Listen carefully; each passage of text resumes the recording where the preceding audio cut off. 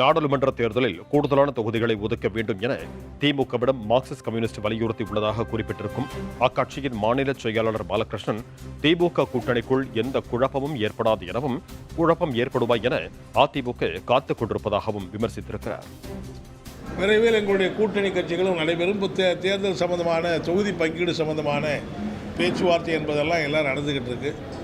அதிமுக இன்னொரு பக்கம் பார்த்தா கடையை விரிச்சுக்கிட்டு உட்காந்துருக்காங்க. ஏதோ இந்த கூட்டணிக்குள்ளே ஒரு குழப்பம் ஏற்படும், இதில் இருக்கிற கட்சிகள் ஏதாவது பிரிஞ்சு வரும்னு அவங்க பகல் கனவு கண்டுக்கிட்டு இருக்காங்க.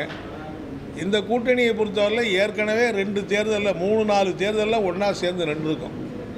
அதாவது 2019 நாடாளுமன்ற தேர்தல், 21 சட்டமன்ற தேர்தல், உள்ளாட்சி தேர்தல், நகர்ப்புற ஊராட்சி தேர்தலை சந்திச்சிருக்கிறோம்.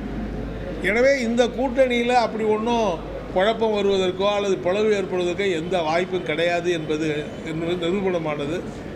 ஆகவே தொகுதி சம்பந்தமான பங்கீடு பேச்சுவார்த்தை ஒரு சில நாட்களில் சுமூகமாக முடியும்.